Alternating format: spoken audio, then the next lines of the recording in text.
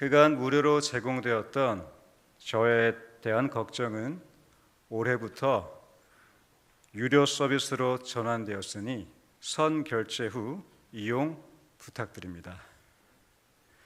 이 글은 지난 설 연휴를 앞두고 각종 온라인과 SNS 그리고 매체를 통해서 우리에게 전달되었던 바로 잔소리 메뉴판이라는 글입니다.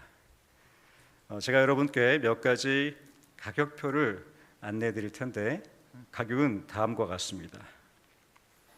어느 대학 갈 거니? 라고 물어보시면 10만 원 결제하셔야 됩니다. 취업 준비는 아직도 하고 있니? 라고 물어보시면 15만 원 결제되시겠습니다. 우리 직장인들에게 이렇게 질문하시면 다음과 같은 가격이 붙습니다. 돈은 많이 모았어? 라고 물어보시면 10만 원 결제되겠고, 차라리 기술을 배워라, 20만 원 결제되겠습니다. 한참 다이어트 중인 민감한 우리 중고등학생에게 이렇게 얘기하시면 살 좀 빼야 인물이 살겠다, 10만 원 결제고요. 머리가 좀 휑해졌다, 민감한 질문이죠. 100만 원 결제되겠습니다. 애인 있니? 10만 원입니다. 결혼 슬슬 해야지? 30만 원. 애 가질 때는 되지 않았니? 신혼부부에게 물어보시면 50만 원.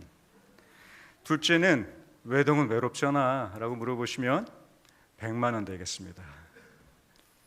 이 가격표는 오늘을 살아가는 10대, 20대, 30대들을 향한 잔소리와 같은 용돈이 주어질 때 그들을 향한 격려와 그리고 위로, 그리고 그 질문을 받는 우리 젊은 세대와 부부들의 이 스트레스와 걱정이 고스란히 담겨진 것을 볼 수가 있습니다.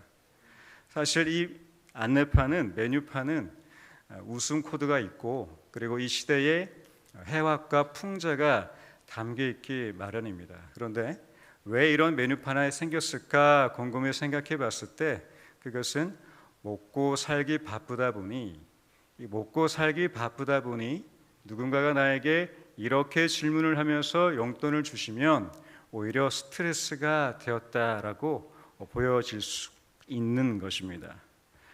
이렇게 시대를 향한 해학과 풍자가 또 있는데요. 그것은 우리나라는 매년 말에 한 해를 돌아보면서 전국에 있는 모든 대학 교수들이 모여서 사자성어로 한 해를 평가하고 있습니다. 이로움을 보다 의로움을 잊었다. 이로움을 맛보다 의로움을 잊어버렸다. 바로 견리망의라는 사자성어입니다. 이 단어가 2023년 12월에 2023년 한 해를 돌아보면서 각 대학 교수들이 모여서 만든 사자성어입니다. 이 또한 이 단어가 왜 생겼을까 곰곰이 생각해 보면 먹고 살기 바쁘느라 우리가 이익을 맛볼 때에 바로 이것이 의로운지 의롭지 않은지 망각했다라고 보여집니다. 먹고 살기 바쁘다 보니까 나에게 이익이 됐을 때 적당히 하면 되지, 이 정도 하면 되겠지라는 우리 사회의 정신이 경제, 정치, 사회, 교육 각 분야에 고스란히 녹아들어서 바로 견리망이했던 2023년 한 해로 풍자되었던 것입니다. 미국의 메리엄 웹스터라는 영어 사전 회사에서는 2023년 한 해에 가장 많이 검색된 단어를 이 단어로 선정했습니다. 바로 authentic이라는 단어인데요. 이 단어의 뜻은 진짜, 참된, 진실된이라는 뜻을 가지고 있습니다. 이 메리엄 웹스터 회사에서 이 단어가 왜 많이 검색되었나 분석을 해보니까 더욱더 심해지는 AI 시대에서 이 뉴스가 가짜인지 진짜인지, 이 일이 진짜인지 가짜인지 사람들이 혼란스럽기 시작했다는 것이죠. 그 또한 왜 혼란이 되었을까 곰곰이 생각해 보면 먹고 살기 바쁘느라 이 사회가 진실됐는지 아니면 가짜인지 그 기준이 조금씩 사라져 갔기 때문입니다. 이렇게 결리망이와 어센틱, 먹고 살기 바쁘면서 우리의 이 시대는 이 무언가를 잊어버리고 진짜와 가짜를 분별하기 시작한 시대가 점점 펼쳐지고 있습니다. 먹고 사는 것 나쁜 것이 아닙니다. 중요하지 않겠습니까? 하나님은 우리를 창조하시고 잘 먹고 잘 살라고 축복하셨습니다. 그리고 축복하신 것을 너무나 즐거워하시는 우리의 좋은 하나님이심을 믿습니다. 그런데 우리가 어떻게 먹고 사느냐, 그리고 왜 먹고 사느냐가 더 중요하다면 오늘 읽은 느헤미야 13장은 오늘 우리들에게 이 결리망이하고 어세틱했던 이스라엘 백성들의 모습으로 우리를 초대하고 있습니다.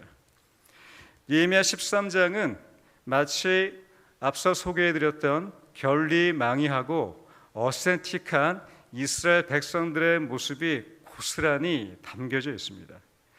느헤미야 1장에서 12장까지는 느헤미야의 수일 내에 금식하며 울면서 성벽이 무너진 소식을 듣고 아파하면서 그의 첫 걸음으로 그 성벽의 재건 사업이 시작되었고, 그에 따라 70년 만에 포로에서 돌아왔던 그 포로들, 나이가 들었던 1세대, 그리고 태어나서 그곳으로 포로로 잡혀간 1.5세대, 그리고 포로기 때 태어난 2세대들이 총 포함해서 이제 70년 만에 3차 귀환을 통해서 예루살렘으로 돌아가게 되었습니다. 그들과 함께 느헤미야는 개혁을 시작합니다. 성벽을 재건합니다. 그들의 신앙을 다시 갱신합니다. 그들이 잊어버렸던 하나님의 율법으로 초대해서 다시 그들의 신앙을 복원시켰습니다. 그 이스라엘 백성과 느헤미야는 많은 방해와 많은 핍박 속에서 결국 성벽을 재건하였고, 다시 하나님 율법의 앞에 머무러서 수문 앞 광장에서 금식하고 율법에 경청하며 초막절을 통해서 광야 생활에 하나님이 인도하셨던 그 이스라엘 백성들에게 주신 하나님의 보호하심을 다시 체험하기 시작했습니다.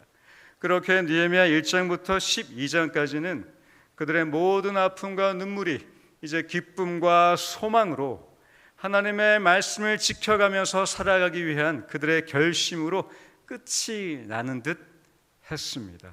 그런데요, 느헤미야 13장에는 이 웬일입니까?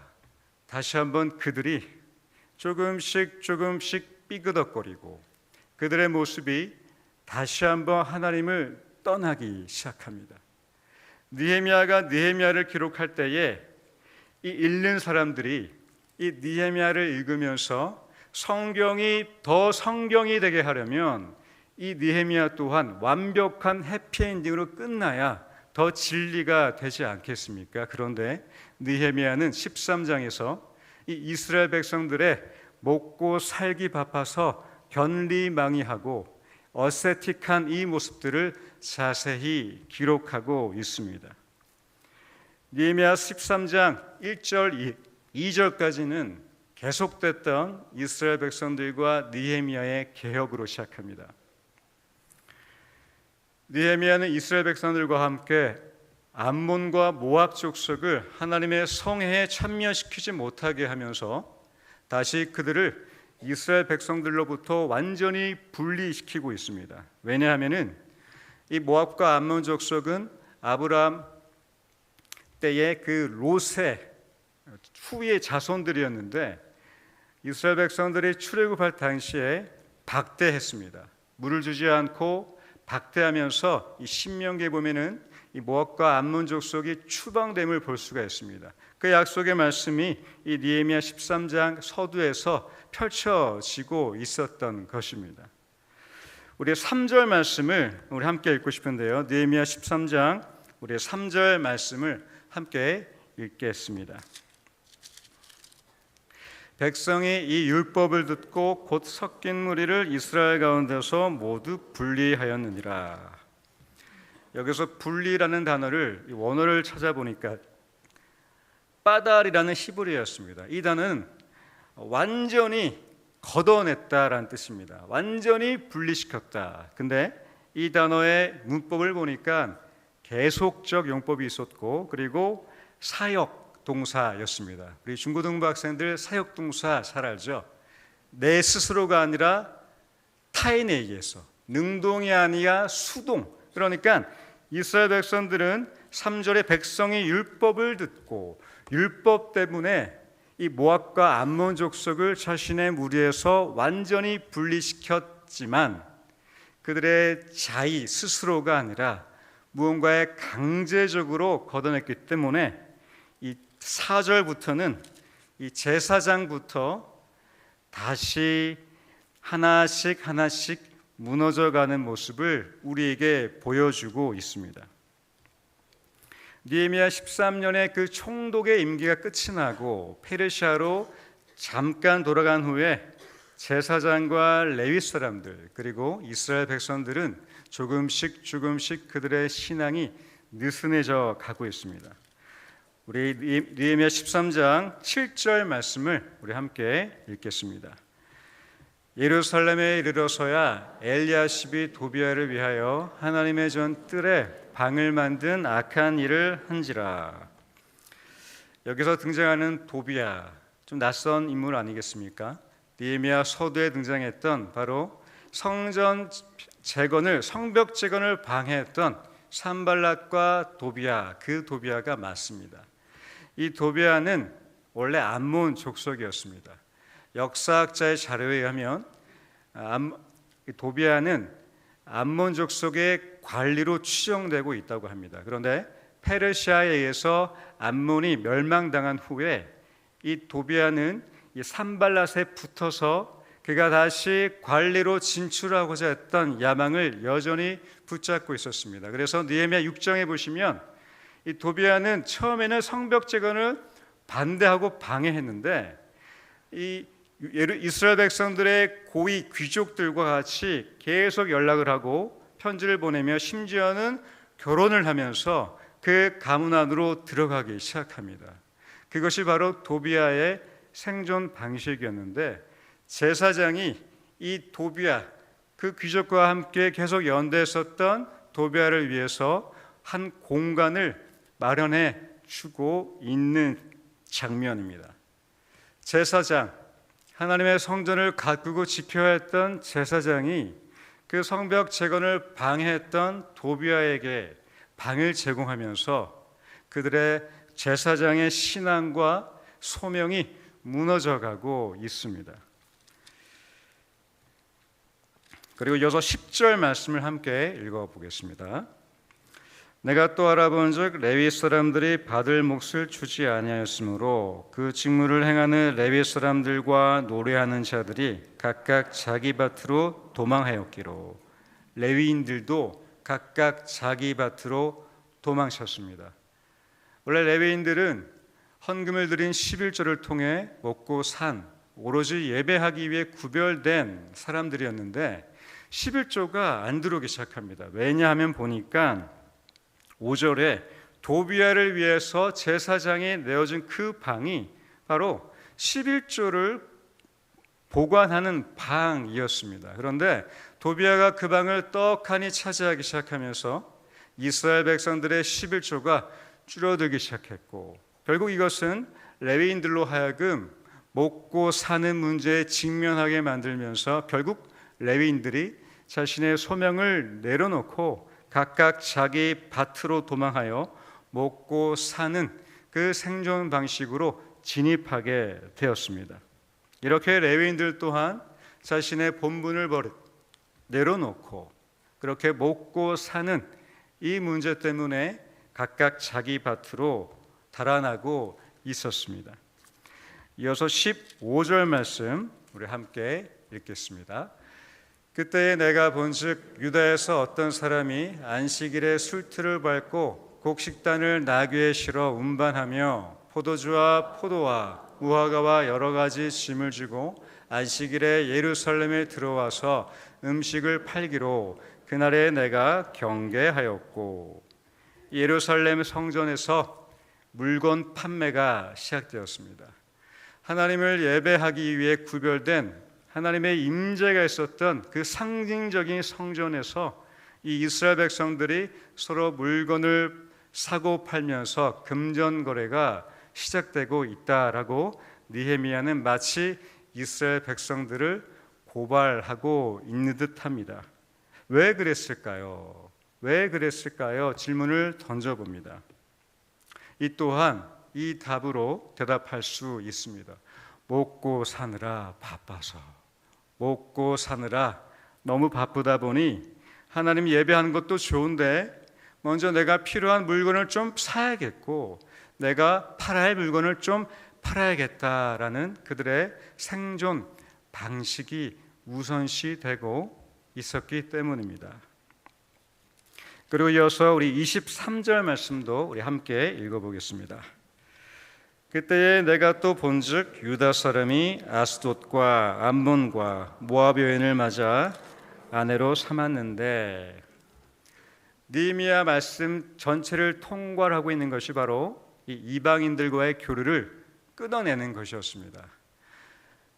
이스라엘 백성들이 출애굽 후에 그 이방 족속으로 들어갔을 때 하나님이 말씀하신 것이 바로 이방인들과의 결혼을 금지하라는 것이었는데, 왜냐하면 그것이 바로 우상 숭배와 직결되었기 때문입니다. 그런데 느헤미야 말씀에 그들의 개혁하고 이방인들과의 교류를 끊으면서 그들의 순수 유대 혈통을 만들어냈지만, 이 느헤미야 13장 마지막 장면에서는 그들의 모든 개혁과 노력들이 한 번에 물거품되면서 다시 그들은 그들의 해왔던 생존 방식, 바로 이방 국가와 잘 지내기 위해서 다시 이 통혼을 하기 시작하면서 이방 족속과 다시 가문을 맺기 시작합니다. 왜 그랬을까요? 라고 또 질문을 던져봅니다.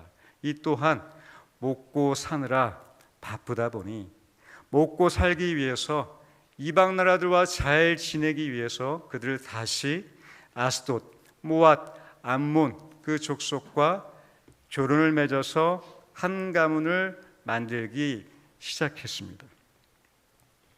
이렇게 제사장, 레위인, 그리고 유대인들, 이스라엘 사람들이 그렇게 성전의 물건을 사고 팔며 다시 이방인들과 결혼하기 시작했던 이 그들의 무너져가던 모습이 느헤미야 13장에 고스란히 기록되어 있습니다. 왜 그랬을까요? 물어봤을 때 저는 이렇게 답을 하고 싶습니다.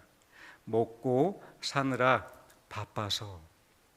그들의 생존 방식이 하나님의 말씀을 듣고 따른 것으로부터 다시 그들의 생존 방식 원초적으로 다시 도비아에게 공간을 내어주고, 그리고 물건을 사고 팔며 11조가 부족했을 때에 다시 밭으로 돌아가서 일을 하기 시작하며 그렇게 이방인들과 결혼하기 시작한 것들이 바로 먹고 살기 위해서였다면, 그들 또한 바로 견리망이하고 어세틱했던 이스라엘 백성들이라고 말하고 싶습니다.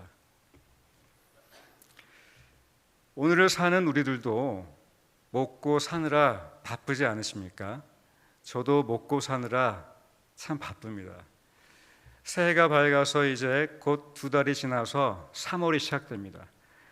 우리의 삶을, 2달간의 삶을 곰곰이 돌아볼 때 여러분은 어떠십니까? 먹고 살기 바쁘신가요?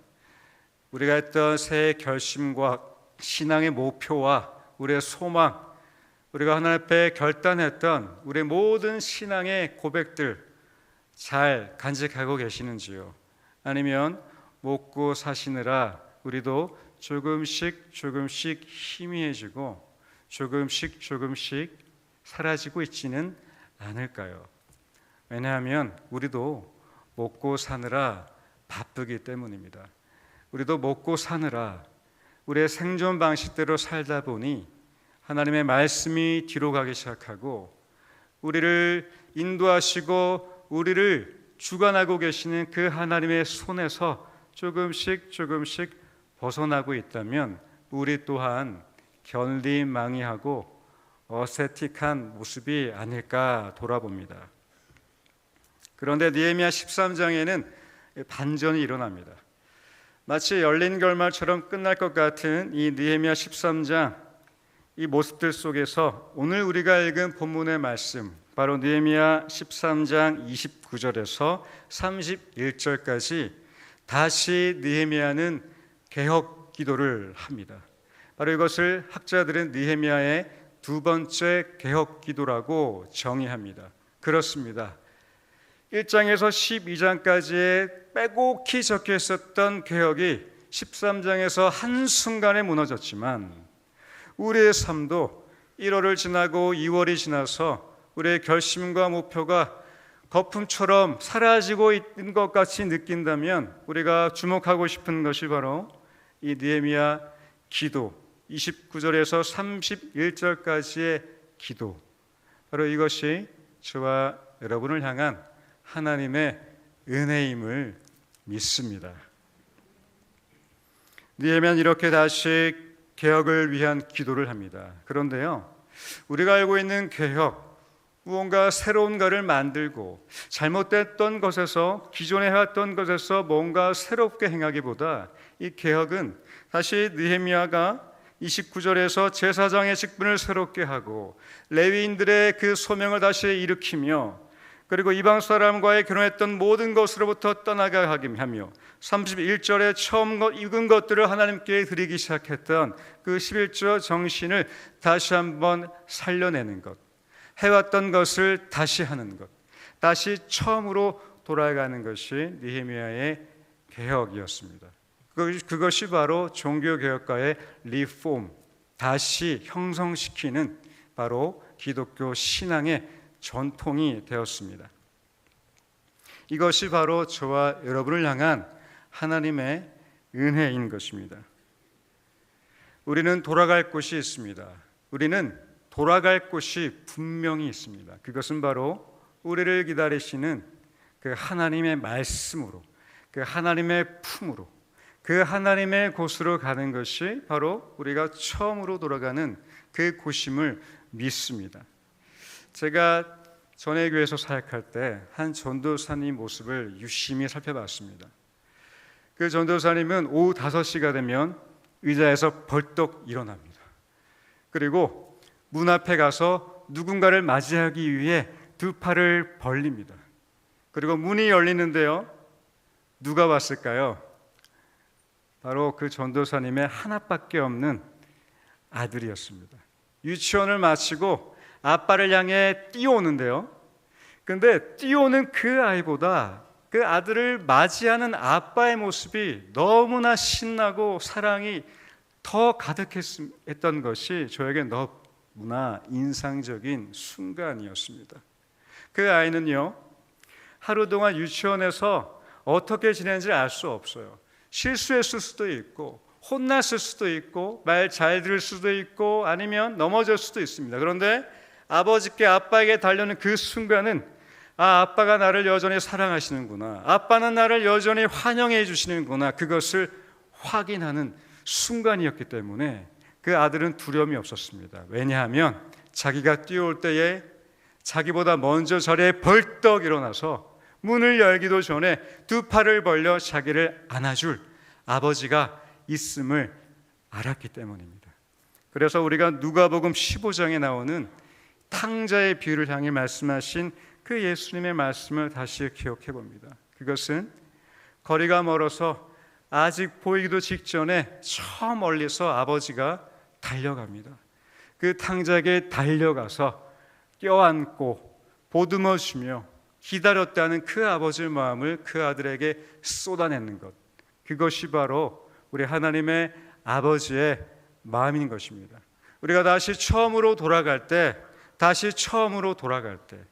우리가 결리망이했지만 어센틱하며 우리 또한 이 이스라엘 백성들처럼 희미해지고 느슨해진 것이 있었지만 우리가 다시 처음으로 돌아갈 때에 우리를 안아주시고 받아주시며 두 팔을 벌려 벌떡 일어나시는 우리의 좋으신 아버지가 우리를 더 기다리고 계시는 그 놀라운 은혜로 우리는 오늘도 다시 처음으로 돌아갑니다. 우리는 다시 처음으로 뛰어갑니다.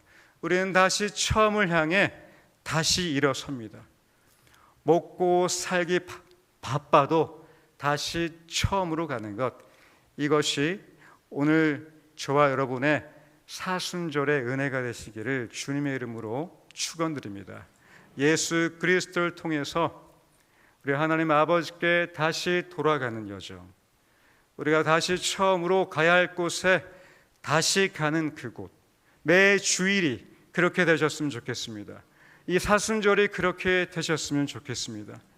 여기에 함께 하신 행복 모임, 이 모임 또한 먹고 사느라 바빠서 하나님을 떠나 있고 하나님을 멀리하고 있던 그분들을 위해서 느헤미야의 기도처럼 다시 그들을 붙잡고 하나님께로 돌아오게 했던, 다시 처음으로 돌아오게 한 행복 모임 또한 바로 그러한 느헤미야의 기도임을 믿습니다. 그 신앙임을 믿습니다. 우리 또한 그렇게 우리가 복음을 경험한 자로서 이 사순절을 통해 누군가의 삶이 견리망이하다면, 어센틱하다면, 이 느헤미야 13장처럼 느슨해지고 그렇게 희미해지고 있다면 우리를 통해서 하나님이 누군가를 다시 처음으로 돌아오게 하시는 그 축복과 은혜가 가득한 이 사순절과 여러분들의 매 하루와 주일 되시기를 주님의 이름으로 축원드립니다.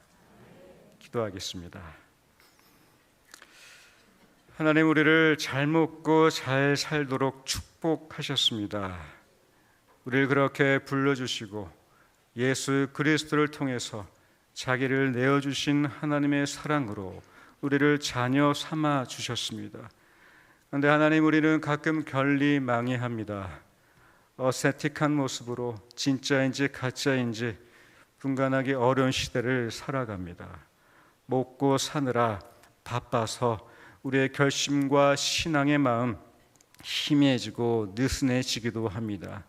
그러나 하나님, 이 느헤미야의 기도처럼 우리도 다시 우리의 결심과 신앙이 이 3월을 시작하는 이 사순절 기간에 다시 갱신되어서, 다시 강화되어서, 다시 처음으로 돌아가 우리를 기다리시는 하나님을 소망하며 우리의 발걸음 내딛는 우리 모두 되게 하여 주시옵소서. 우리를 통해서 그 복음이 하나님께로 다시 처음으로 돌아가는 그 복음의 사랑이 흘러가는 우리의 삶 되게 하여 주시옵소서. 예수님의 이름으로 기도했습니다. 아멘.